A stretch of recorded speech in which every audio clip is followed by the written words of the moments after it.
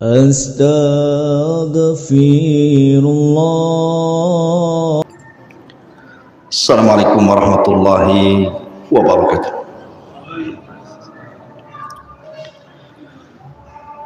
Innal hamdalillah nahmaduhu wa nasta'inuhu wa nastaghfiruh wa na'udzu billahi min syururi anfusina wa sayyiati a'malina. Man yahdihillahu fala mudilla lahu wa man yudlil fala hadiya lahu. Asyhadu an la ilaha illallah wahdahu rabbi la syarika lah wa asyhadu anna Muhammadan abduhu wa rasuluhu alladzi la nabiyya ba'dahu, amma ba'du. Fa inna asdaqal hadithi kitabullah wa khairal huda huda Muhammadin sallallahu alaihi wasallam wa syarrul umuri muhdatsatuha wa kullu muhdatsatin bid'ah wa kullu bid'atin dhalalah wa kullu dhalalatin finnar. Ikhwata fiddin yang dimuliakan Allah Subhanahu wa taala, ahlan wa sahlan wa marhaban ikhwan-ikhwan yang dari Singapura, kembali bisa berjumpa di masjid sederhana ini, Masjid Idaul Ilmi. Dan ini masjid yang ketiga yang saya bangun. Sebelumnya di Jabal Rahmah, kemudian Jabal Uhud, nah sekarang jadi Masjid Idaul Ilmi. Dan bisa menambah masjid-masjid sunnah di Batam, di tempat-tempat lainnya. Salawat dan salam kita hadiahkan kepada Rasul kita Nabi besar Muhammad sallallahu alaihi wa ala alihi wasallam. Malam ini kita akan membahas tentang 20 tanda dari tanda-tanda kecintaan Allah Subhanahu wa taala kepada hambanya. Kenapa saya ingin membahas masalah ini? Karena ada istilah para ulama, laisa sya'nu an tuhibbu walakinna sya'na an tuhabbu. Bukanlah sebuah perkara itu bagaimana Anda mencintai, tetapi bagaimana Anda bisa dicintai. Mencintai belum tentu dicintai. Makanya orang Arab sering mengatakan kullu yadda'in waslan bil laila wal laila lam tukir waslan bidzaka. Semua orang bisa mengaku cinta kepada Laila, tapi belum tentu Laila cinta dengan kita. Semua boleh mengatakan saya cinta kepada Allah, cinta kepada Rasulullah. Apakah Allah dan Rasulnya cinta kepada kita? Dan yang paling penting bukan bagaimana caranya kita mengklaim kita cinta kepada Allah, tapi bagaimana kita meraih kecintaan Allah kepada kita. Itu yang paling penting. Betapa banyak di antara kaum muslimin yang mengaku mencintai Rasul contohnya, tapi mendatangkan dengan perkara-perkara yang tidak dicontohkan Rasul. Apakah kemudian Rasul cinta kepada kita kalau seandainya Rasul hadir hari ini? Belum tentu. Makanya pembahasan ini sangat penting, karena pembahasan bicara tentang keselamatan kita fid dunya wal akhirah. Ma'asyiral muslimin yang dimuliakan Allah Subhanahu wa taala, kenapa kita harus mencintai Allah Subhanahu wa taala? Dan apa konsekuensinya ketika Allah cinta dengan kita? Kenapa kita harus mencintai Allah Subhanahu wa taala? Karena Allah yang telah menciptakan kita. Allah yang telah memberikan rizki kepada kita. Sudah wajar kita harus mencintai Allah. Kenapa kita harus mencintai Allah Subhanahu wa taala? Karena Allah Subhanahu wa taala menciptakan kita tidak dibiarkan begitu saja, tetapi diutus kepada kita seorang nabi dan rasul yang menyelamatkan kita di dunia sampai ke akhirat. Kenapa kita harus mencintai Allah Subhanahu wa taala? Karena Allah Subhanahu wa taala jadikan kita umat terbaik. Kuntum khaira ummah, kata Allah, kalian sebaik-baik umat. Ukhrijat linnas, yang dikeluarkan kepada manusia.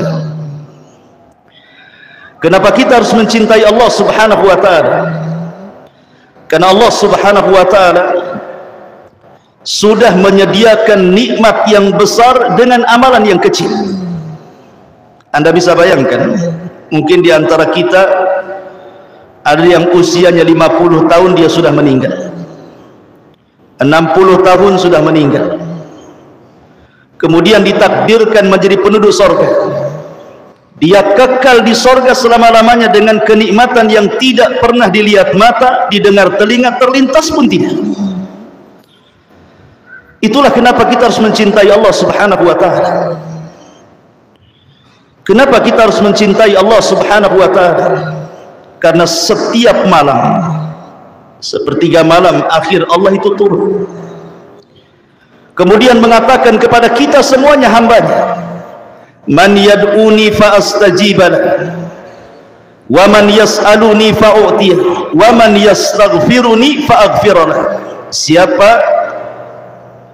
yang berdoa aku kabulkan, siapa yang meminta ku kasih, siapa yang beristighfar meminta ampun ku berikan ampunannya.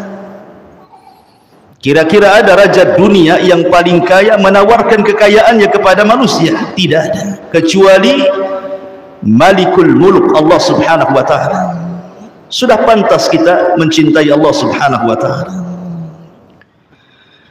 Kenapa Allah Subhanahu wa taala harus kita cintai? Sebab kalau Allah Subhanahu wa taala mencintai kita, apa yang terjadi? Nadahu Jibril, Allah akan panggil Jibril. Kemudian Allah katakan kepada Jibril, ya Jibril, inni uhibbu fulana. Jibril, aku suka dengan si fulan. Fahibbahu, kau harus cinta juga dengan dia. Maka kemudian Jibril menyeru seluruh malaikat yang ada di bumi, yang ada di langit, yang ada di arsy, yang jumlahnya tidak ada yang tahu kecuali Allah. Apa kata Jibril? Ya malaikat Allah, innallaha ahabba fulanan faahibbuhu. Wahai malaikat-malaikat Allah, dimanapun kalian berada, Allah telah mencintai seorang hamba, maka kalian wajib cinta kepada dia. Maka semua malaikat mencintai orang ini. Kemudian Allah Subhanahu wa taala menanamkan kecintaan kepada seluruh makhluk yang ada di bumi kepada dia. Lalu apa manfaatnya kita dicintai oleh manusia?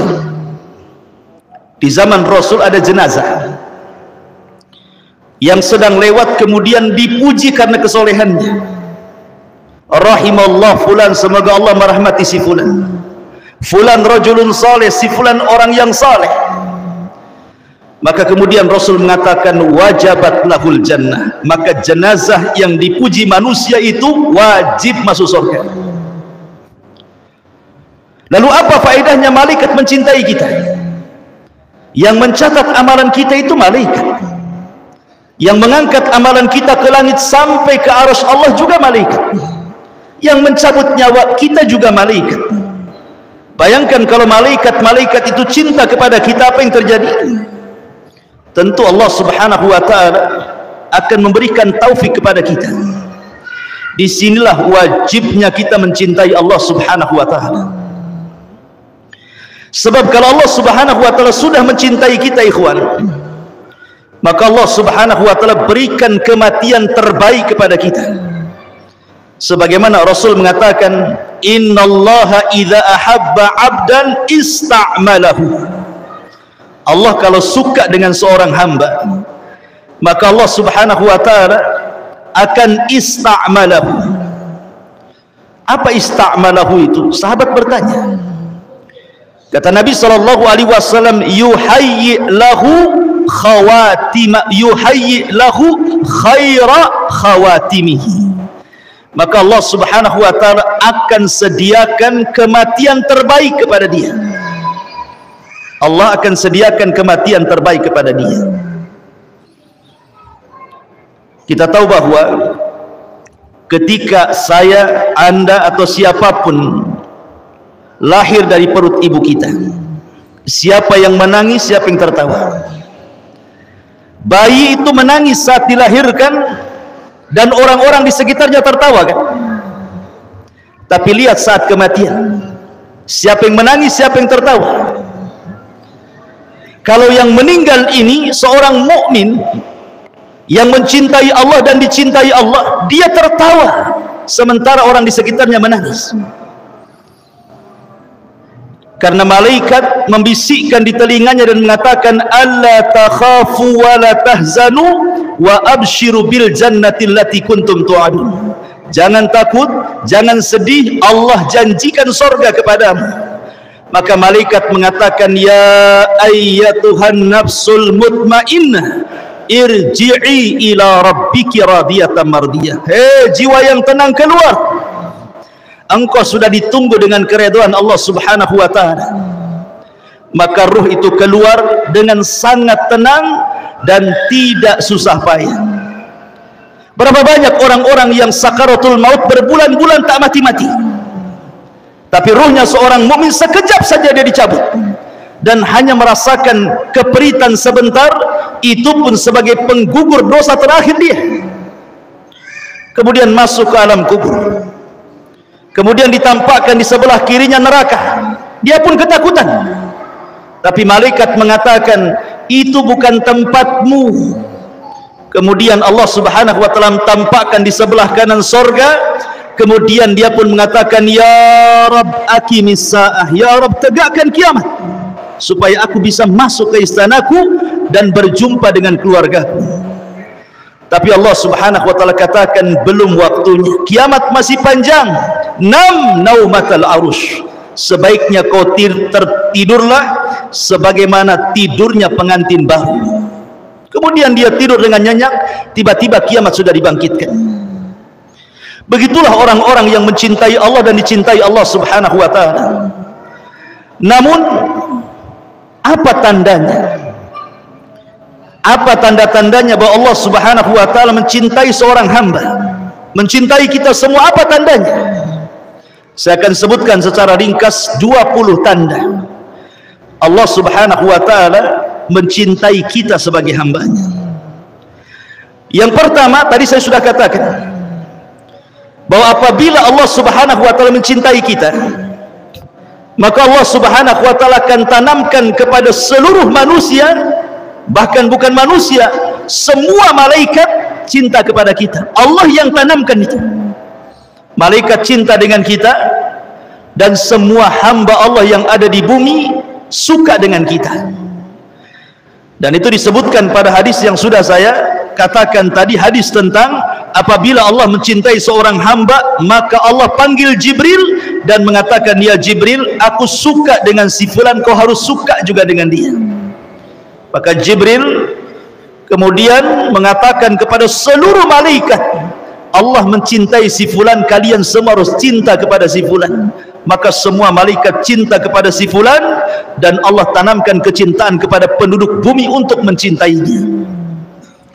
Yang kedua, tanda Allah Subhanahu wa ta'ala mencintai kita adalah kita dicintakan mendengarkan Al-Quran. Kita dicintakan mendengarkan Al-Quran. Al-Hafidh Ibn Rajab Al-Hambali rahimahullahu ta'ala mengatakan, min a'zami ma yahsulu bihi mahabbatullahi ta'ala minan nawafili tilawatil Quran. Seagung-agungnya seseorang hamba mendapatkan kecintaan kepada Allah Subhanahu wa ta'ala dari perkara-perkara sunnah adalah ketika dia suka membaca Al-Quran dan mendengarkan Al-Quran.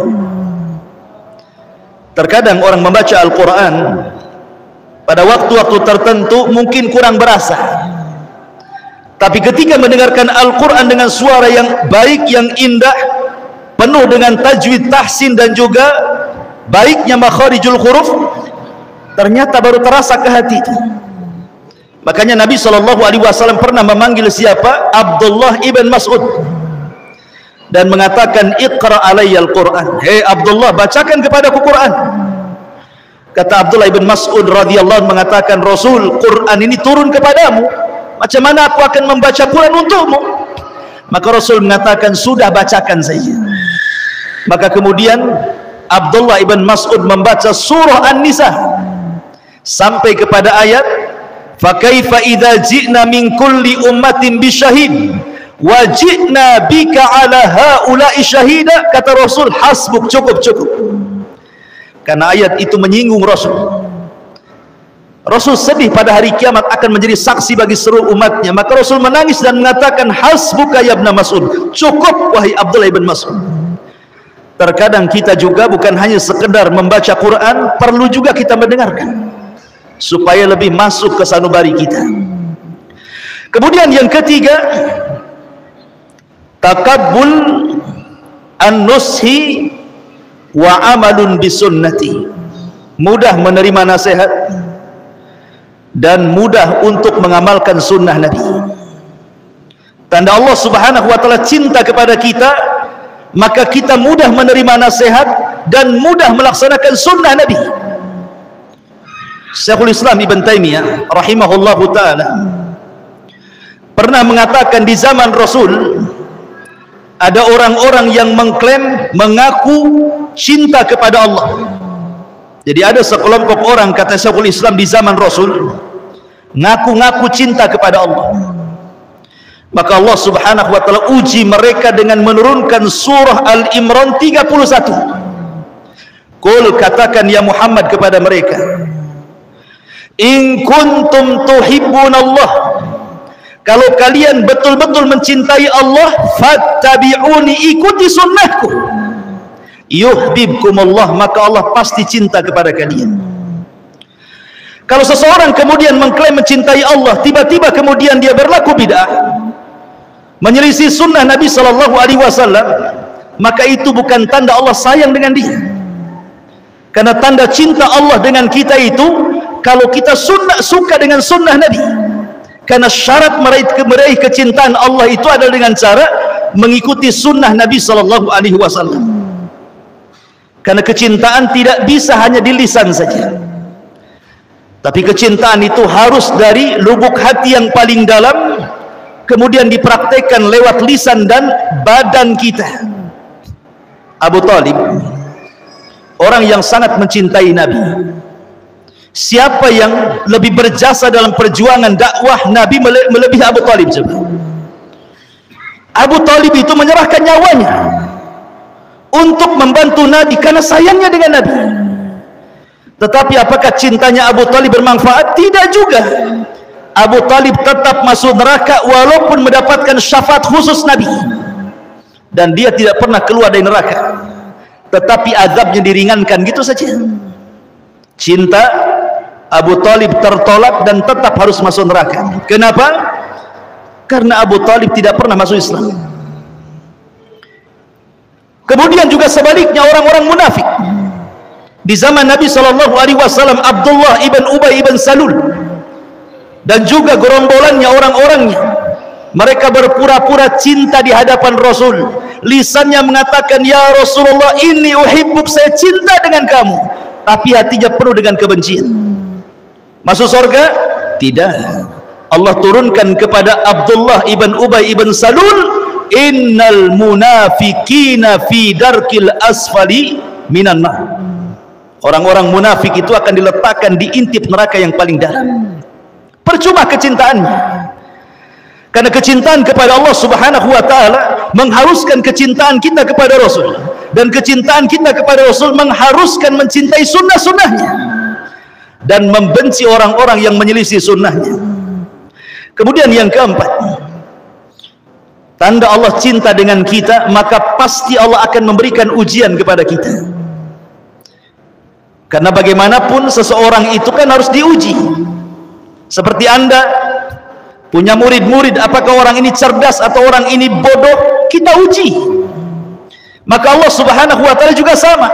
Apakah kecintaan Anda itu shadiq, jujur, ataukah kecintaan Anda ini hanya dusta saja? Maka Allah uji dengan berbagai macam bala, ujian. Terkadang diuji dengan sakit, terkadang diuji dengan ekonomi, diuji dengan keluarga, diuji dengan manusia, diuji dengan macam-macam ujian. Makanya Allah mengatakan, innallaha idza ahabba 'abdan ibtalahu. Allah kalau suka dengan hamba, Allah uji dia. Allah uji dia, apakah dia sabar atau tidak. Kalau dia sabar, berarti memang dia dicintai Allah Subhanahu wa taala. Kalau tidak sabar, maka dia belum meraih kecintaan Allah. Karena lanjutan hadisnya Rasul mengatakan, faman radiya falahu ridha wa man sakhita falahu sukhtu. Siapa yang ridha dengan ujian, maka Allah senang dengan dia. Siapa yang benci dengan ujian, Allah pun benci dengan dia. Ma'asyiral muslimin yang dimuliakan Allah Azza wa Jalla, Nabi ketika pulang dari Taif, bayangkan 18 kabilah berkumpul di Mekah sepeninggal Abu Talib dan Khadijah yang disebut dengan Amul Hazni, tahun kesedihan. Rasul diancam, berani kau berdakwah terang-terangan, kami bunuh. Akhirnya Nabi SAW terpaksa harus hijrah ke Taif, mencari lahan baru untuk berdakwah. Sampai di Taif, rupanya orang Taif lebih ganas dibandingkan orang Mekah. Baru sampai sudah dilempari batu, diusir. Di perjalanan Nabi SAW, apa yang dilakukan? Berdoa kepada Allah, Allahumma ashku ilaika dha'fi quwwati. Ya Allah, aku mengadu kepadamu atas kelemahanku dan atas sedikitnya kemampuanku untuk mendakwai mereka. Yang ingin saya katakan, akhir daripada doa Nabi SAW, illam takun alayya sakhatun fala ubali. Ya Rabb, jika perlakuan orang-orang Taif yang melempari aku itu, jika perlakuan orang Taif yang mencaci maki aku, yang mengusir aku, bukan bagian daripada azab yang kau timpakan kepada aku, tidak ada masalah. Silahkan orang mau melempari aku, mencaci maki, merendahkan, mengusir, silahkan, asal ini bukan dalam bentuk azabmu kepada aku. Saya tidak peduli. Yang jelas rahmat masih luas diberikan kepada aku. Kalau orang mendapatkan ujian, dia bicara seperti itu, tenang ikhwan. Anda diuji dengan ekonomi, Anda diuji dengan penyakit, Anda diuji dengan keluarga, Anda katakan kepada Allah, ya Rabb, kalau ujian ini bukan azab, nggak ada masalah, silahkan kau uji aku. Tapi kalau ujian ini azab, na'udzubillah, kita berlindung kepada Allah Subhanahu wa ta'ala. Kemudian yang nomor 5, husnul khatimah. Tanda Allah Subhanahu wa ta'ala cinta kepada kita, maka Allah akhiri kehidupan kita dengan kehidupan yang baik.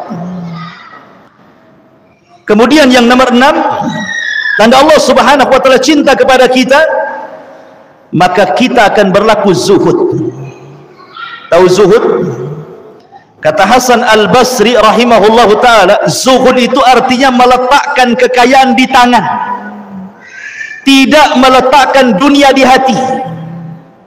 Kata Hasan Al-Basri, saya ulangi, makna zuhud itu artinya meletakkan dunia di tangan kita, tidak meletakkan dunia di hati kita. Jadi dunia itu hanya sebatas di tangan. Terkadang dia datang ke tangan, dia pergi dari tangan. Dia tidak pernah masuk dalam hati. Ketika kemudian kita bisa melakukan keyakinan seperti ini, bahwa dunia itu hanya di tangan, maka apabila datang dunia ke tangan, kita tidak terlalu senang. Apabila dunia pergi dari tangan pun, kita tidak terlalu sedih. Kenapa? Karena tidak masuk dalam hati. Dunia itu hanya berpindah-pindah tangan saja. Itulah zuhud artinya. Dan Nabi SAW pernah ditanya, ya Rasulullah, tunjukkan kepadaku amalan yang bisa Allah cinta dengan aku dan manusia pun cinta dengan aku. Maka sahabat mengatakan, Pertanyaan seperti itu kata Rasul, izhad fid dunya yuhibbukallah, wazhad fima indan nas yuhibbukan nas. Zuhudlah terhadap dunia, Allah cinta dengan kamu. Zuhudlah kepada manusia, manusia cinta dengan kamu. Kemudian yang nomor 7, mahabbatu liqa Allah, berusaha untuk rindu berjumpa dengan Allah. Perjumpaan kita dengan Allah itu 4 kali, 2 di dunia dan 2 di akhirat. Ingat, perjumpaan kita dengan Allah itu 4 kali, 2 di dunia dan 2 di akhirat. 1 saat Anda sholat. Ketika kita sholat itu kita sedang berjumpa dengan Allah. Mana dalilnya? Allah mengatakan dalam Al-Quran, wa innaha lakabiratun illa alal khashi'in alladzina yadhunnuna annahum mulaqu rabbihim. Sesungguhnya solat itu berat kecuali bagi orang-orang yang khusyuk. Siapa orang yang khusyuk? Orang yang yakin dia sedang berjumpa dengan Allah. Ini perjumpaan yang pertama. Perjumpaan yang kedua, saat ruh dicabut. Saat ruh kita dicabut, kemudian dibawa oleh malaikat, rusulul maut, dibawa ke langit pertama, ketiga, keempat, sampai ketujuh, kemudian berjumpa dengan Allah. Kemudian Allah katakan, kembalikan ruhnya ke dalam jasad, naikkan catatannya sampai ke Iliyin. Kemudian yang ketiga, saat berada di padang mahsyar, wa jaa rabbuka wal malaku saffan saffah. Rabb datang, malaikat bersaf-saf. Disitulah kita akan berjumpa dengan Allah. Dan yang paling terakhir, berjumpanya kita dengan Allah kelak di sorga. Kita mampu memandang wajah Allah, dan itu nikmat yang paling besar, melebihi nikmat sorga itu sendiri, memandang wajah Allah subhanahu wa ta'ala. Lalu apa maknanya hadis Nabi SAW, man ahabba liqa Allah ahabballahu liqa'ah. Siapa yang senang berjumpa dengan Allah, Allah senang berjumpa dengan dia. Siapa yang benci berjumpa dengan Allah, Allah benci berjumpa dengan dia. Aisyah radhiyallahu anha bertanya kepada Nabi SAW, apa maksudnya? Maka Nabi SAW mengatakan, seorang mukmin apabila dihabar gembirakan dengan rahmat Allah, dengan keridhaan Allah, dengan surga Allah, apabila seorang mukmin ini diingatkan tentang surga, tentang rahmat, tentang redha, maka dia senang ingin berjumpa dengan Allah. Kapan saya meninggal, kapan saya berjumpa dengan Allah? Tapi orang kafir, kalau diingatkan dengan perkara-perkara tersebut, maka dia tidak suka, maka Allah pun tidak suka dengan dia. Atau dengan kata lain, kata para ulama, kalau seandainya kehidupan kita ini kita investasikan untuk akhirat, umpamanya di dunia kita diluaskan rezekinya, saya ingin membangun rumah di akhirat, dia bangun masjid di dunia. Dia ingin membangun taman-taman di sorga, dia pun perbanyak zikir di dunia. Dia pun ingin mendapatkan istana-istana di sorga, dia pun membaca amalan-amalan yang bisa membangunkan istana untuk kita di sorga. Maka saat kematiannya, dia akan cinta berjumpa dengan Allah. Kenapa? Karena dia sudah investasi di sorga, dia ingin mengambil keuntungannya. Tapi kalau orang ini kemudian investasinya di dunia, tidak ada hartanya diinfakkan ke yang lainnya, hanya untuk poya-poya, bangun rumah besar-besar, beli kendaraan mewah-mewah, tidak ada untuk ibadah sedikit pun, maka saat kematiannya dia akan benci berjumpa dengan Allah. Kenapa? Karena dia harus meninggalkan rumahnya, meninggalkan kebunnya, meninggalkan mobilnya, meninggalkan ATM-nya, meninggalkan macam-macam. Akhirnya tidak mau pergi dia, tapi tetap dia pun harus mati. Ini yang ketujuh. Yang kedelapan, at-taufiq ila amalin salih. Tanda Allah cinta kepada kita, Allah berikan taufik kita ini rajin beramal saleh, mudah qiyamul lail, mudah sedekah, mudah baca Quran, mudah thalabul ilmi, dimudahkan oleh Allah segalanya, tidak malas dalam beribadah. Sebagaimana Nabi SAW mengatakan, idza ahabballahu 'abdan assalahu. Apabila Allah mencintai seorang hamba, maka Allah akan berikan kenikmatan kepadanya. Sahabat bertanya, apa maksudnya kenikmatan itu wahai Rasul? Maka Rasul mengatakan, yuwaffiq lahu amalan salihan. Maka Allah berikan taufik untuk mudah mengamalkan amal saleh. Kemudian yang nomor 9, hubbu dzikrillahi azza wa jalla. Tanda Allah cinta dengan kita adalah ketika kita banyak menyebut nama Allah. Disebutkan oleh Al-Hafidh Ibnu Rajab Al-Hambali rahimahullahu ta'ala, dia mengatakan, minal a'malil lati tusilu ila mahabbatillahi ta'ala wa hiya min a'zami alamatil muhibbin kathratu dzikrillahi azza wa jalla.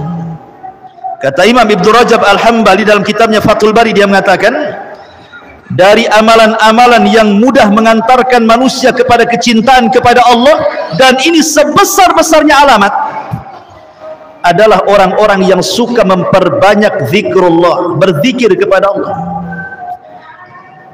Ikhwan, kalau antum cinta kepada seseorang, pasti antum akan menyebut-nyebut seseorang itu, memuji seseorang itu.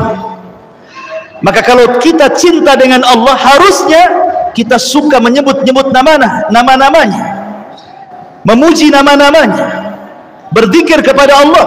Karena itu tanda di mana Allah mencintai kita, lisan kita dimudahkan berzikir. Kemudian yang nomor 10, taufiq li khidmatin nasi wa i'anatihim wa tafriji kurabihim. Tanda Allah cinta dengan kita adalah kita dimudahkan menolong orang. Mudah kita nolong orang, itu mudah sekali. Harta yang kita berikan kepada orang tidak pernah ada kebakhilan dalam hatinya. Senang dia membantu orang, membantu fuqara, membantu fakir miskin, membantu anak yatim, membantu orang yang kesulitan, mudah bagi dia. Tidak ada kepelitan dalam hartanya.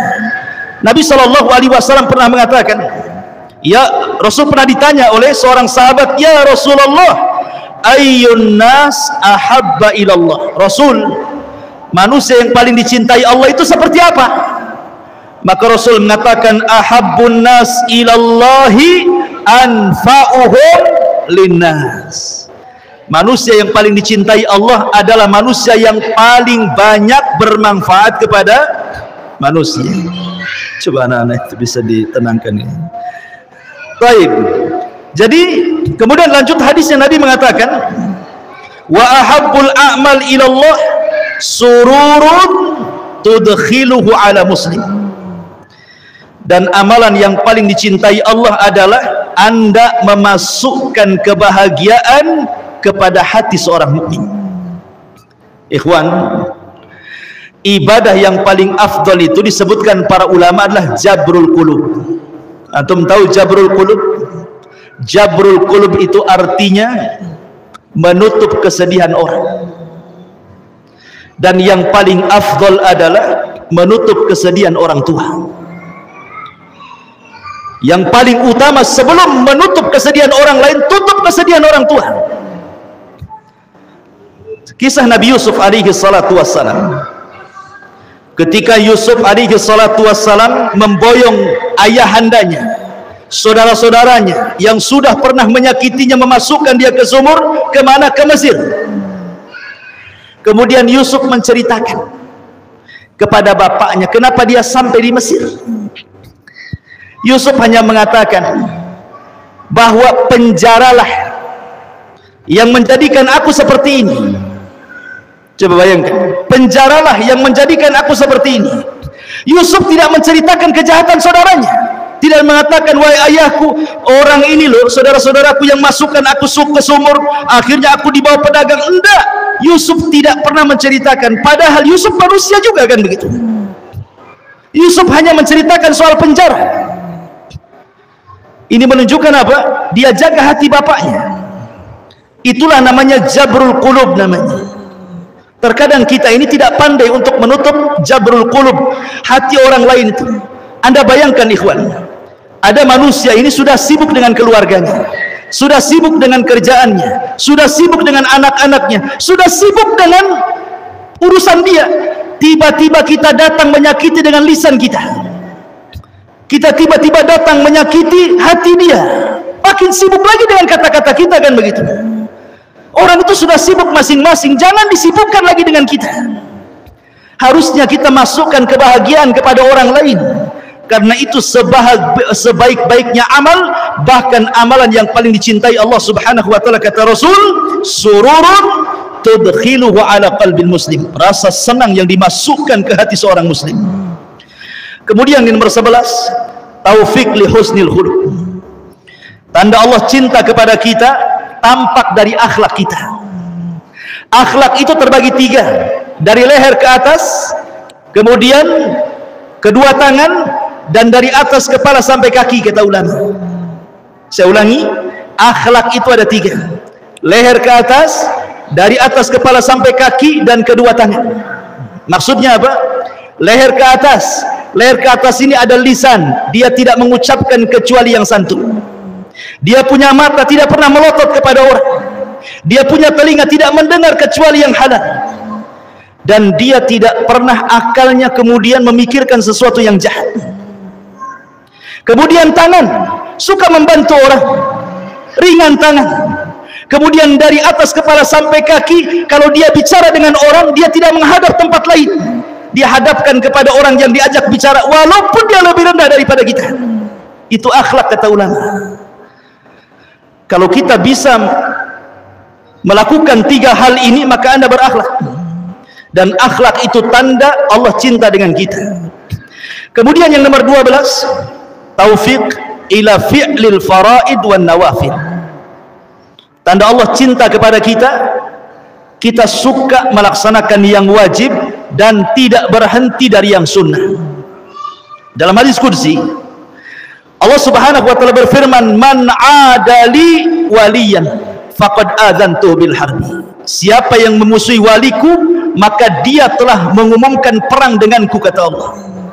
Kemudian kata Allah dalam hadis qudsinya, wa ma taqarraba 'abdi bi syai'in ahabbu ilayya mimma aftaradtuhu alaihi wa ma yazalu 'abdi yataqarrabu bin nawafil hatta uhibbahu fa idza ahbabtuhu kuntu sam'ahu alladhi yasma'u bihi wa basarahu alladhi yabsiru bihi wa yadahu allati yabtishu biha wa rijlahu allati yamshi biha wala in sa'alani la utiyanna wala in ista'adzani la uidanna. Apa artinya?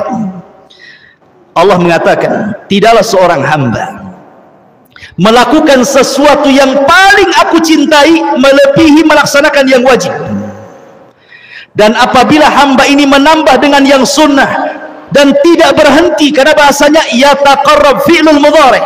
Fi'il mudhari' itu maknanya hal wal mustaqbal, artinya terus menerus melaksanakan sunnah, rawatibnya, duhanya, qiyamul lailnya, puasa Seninnya, Daudnya, dan begitu seterusnya, sampai lama-lama aku suka dengan dia, kata Allah. Dan kalau aku suka dengan dia, aku yang akan jadi pendengarannya, jadi penglihatannya, jadi tangannya, jadi kakinya. Kalau dia minta ku kasih, kalau dia minta perlindungan, pasti ku lindungi. Luar biasa. Itu tanda cinta Allah kepada kita. Kemudian yang nomor 13, hubbul mu'min lillah. Tanda cinta Allah kepada kita, kalau kita mencintai saudara kita, tidak mencintai kecuali karena Allah, dan tidak membenci kecuali karena Allah. Nabi SAW pernah mengatakan, dahulu ada seseorang yang pergi berziarah kepada saudaranya yang jauh nun di sana, saudaranya itu tempatnya jauh sekali. Kemudian Allah utus malaikat untuk mengikuti orang ini. Kemana orang ini pergi? Kemudian dicegat di tengah jalan oleh malaikat dan ditanya, mau kemana engkau pergi? Dia mengatakan, aku ingin ke saudaraku, temanku di sana. Kemudian malaikat yang menjelma manusia bertanya, apakah karena ada bisnis kau ke sana? Apakah karena ada urusan dunia kau ke sana? Apakah karena ada urusan lain kau ke sana? Orang ini mengatakan, tidak, aku ke sana lillah, karena Allah ingin ziarah kepada dia saja. Maka apa kata malaikat? Malaikat mengatakan, demi Allah, maka Allah Subhanahu wa taala akan mengirim 70.000 malaikat bersama dia. Kemudian karena dia mengatakan aku menziarahi dia karena cinta kepadanya, maka saksikanlah Allah cinta dengan kamu. Subhanallah, hadis ini keluarkan Imam Muslim. Jadi tanda Allah cinta dengan kita artinya kita dicintakan dengan saudara kita karena Allah, bukan karena urusan dunia. Yang nomor 14, kita dijauhkan dari fitnah dunia. Ya, sebagaimana saya katakan, zuhud itu tidak harus miskin. Orang kaya pun bisa zuhud.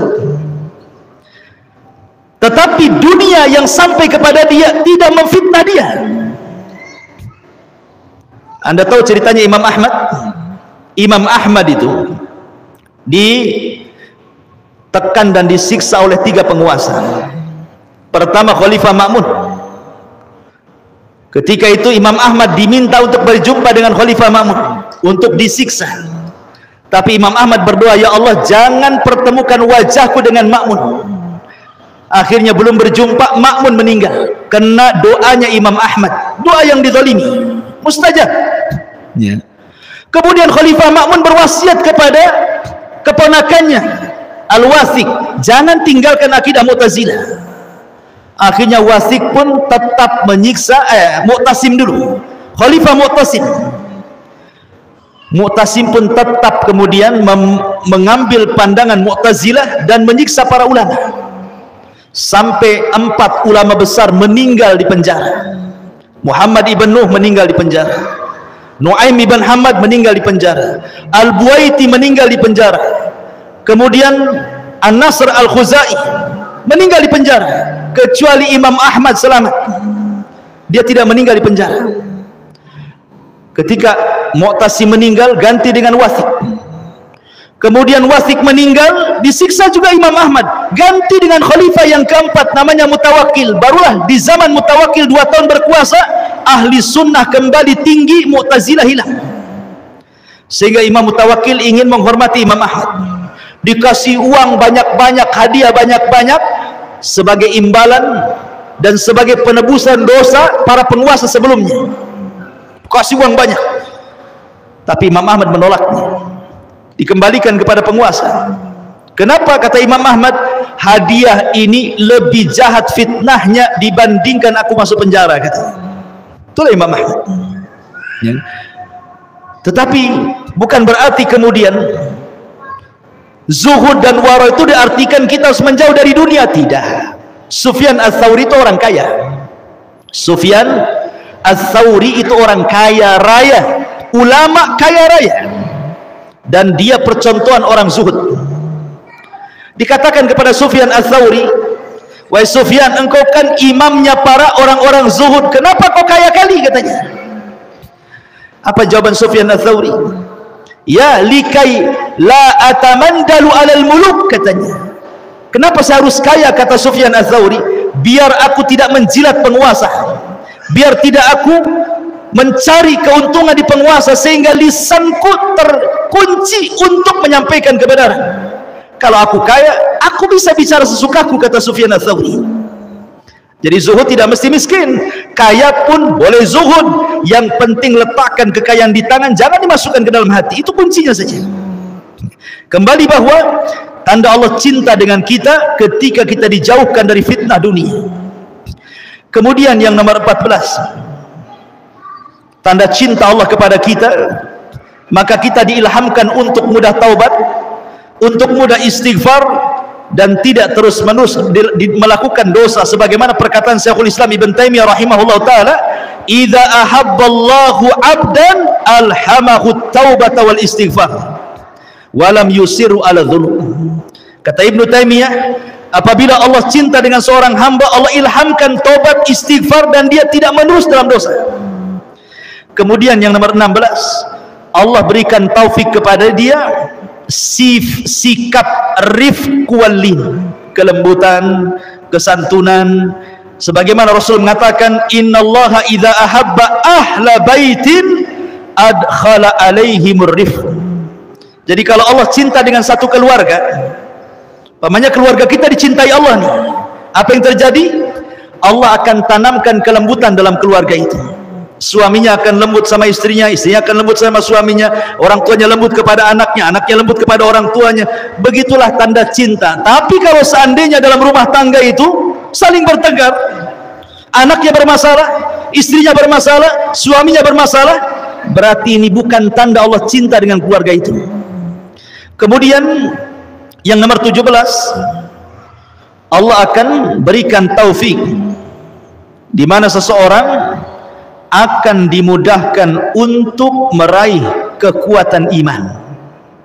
Sebagaimana Rasul mengatakan, sebagaimana Abdullah ibn Mas'ud radhiyallahu mengatakan, innallaha ta'ala qasama bainakum akhlaqakum kama qasama bainakum arzaqakum wa innallaha ta'ala yu'til mal man ahab wa ma la yuhib wa la yu'til iman illa man yuhib. Kata Abdullah ibn Mas'ud radhiyallahu an, Allah itu telah membagi akhlak-akhlak kalian sebagaimana Allah membagi rizki-rizki kalian. Dan Allah subhanahu wa ta'ala memberikan harta kepada orang yang dicintainya dan kepada orang yang tidak dicintainya. Subhanallah, rupanya harta itu bukan tanda kebaikan. Orang banyak harta itu bukan tanda kebaikan. Kenapa? Karena harta itu diberikan kepada orang yang dicintai Allah ataupun orang yang dibenci Allah. Orang kafir kaya, orang Islam kaya. Namrud kaya, Sulaiman kaya. Abu Bakar kaya, Abu Lahab juga kaya. Qarun kaya. Jadi harta itu bersyarikat antara mukmin dan kafir. Tetapi kata Abdullah bin Mas'ud, wala yu'til iman illa man yuhib, dan tidaklah Allah memberikan iman kecuali kepada orang yang dicintainya saja. Kemudian yang nomor 18, seseorang apabila dicintai Allah subhanahu wa ta'ala, tandanya adalah dia redha dengan qada wal qadar. Redha dengan qada wal qadar. Karena ketika seseorang mendapatkan musibah, betapa banyak orang-orang yang tidak redha dengan qada dan qadar. Padahal tanda cinta Allah dengan kita itu kalau kita redha dengan qada dan qadar. Keputusan Allah itu sudah dicatat. Kalau hari ini saya mendapatkan musibah, memang sudah dicatat 500 tahun sebelum Allah menciptakan langit dan bumi. Mau apa? Ya. Makanya kenapa beriman kepada qada dan qadar itu penting. Kenapa? Kalau datang kebahagiaan, kalau datang nikmat tidak terlalu senang, kalau mendapatkan musibah tidak terlalu sedih, karena semua sudah dicatat di Lauhul Mahfuz. Kemudian yang nomor 19, tanda cinta Allah kepada kita adalah tana'um bitta'ah, merasa lezat saat mengerjakan ketaatan. Kayaknya khusyuk salat itu, baca Quran sedap, salat malam tak ada ngantuk, senang dia. Kalau orang disenangkan untuk beribadah, berarti tanda Allah cinta dengan dia. Dan yang terakhir, tanda Allah subhanahu wa ta'ala cinta dengan kita, Allah permudah semua proses dia, sejak hidup, kematian, alam kubur, hisab, sampai Allah masukkan ke dalam surga. Allah mudahkan semuanya. Fa amma man a'ta wattaqa wa saddaqa bil husna fasanuyassiruhu lil yusra. Apa makna fasanuyassiruhu lil yusra? Fasanuyassiruhu, maka kami mudahkan jalannya, yang dia sudah mudah berjalan di situ. Dia sudah mudah melakukan salat, melakukan puasa, melakukan zikir, baca Quran, mudah bagi dia. Allah mudahkan lagi, sehingga dia diakhiri kehidupannya dengan kemudahan. Masuk kuburan Allah mudahkan, masuk padang mahsyar Allah mudahkan, titian siratal mustaqim Allah mudahkan, masuk ke dalam surga pun Allah mudahkan. Dan itulah tanda Allah cinta dengan kita. Inilah diantara 20 tanda di mana Allah subhanahu wa ta'ala mencintai kita. Mudah-mudahan kita diberikan taufik oleh Allah subhanahu wa ta'ala. Allah mencintai kita dan kita senantiasa mencintai Allah subhanahu wa ta'ala. Wallahu a'lam. Mudah-mudahan yang sedikit bermanfaat. Subhanakallah bihamdika asyhadu an la ilaha illa anta astaghfiruka wa atubu ilaik. Allahu ta'ala alam. Assalamualaikum warahmatullahi wabarakatuh.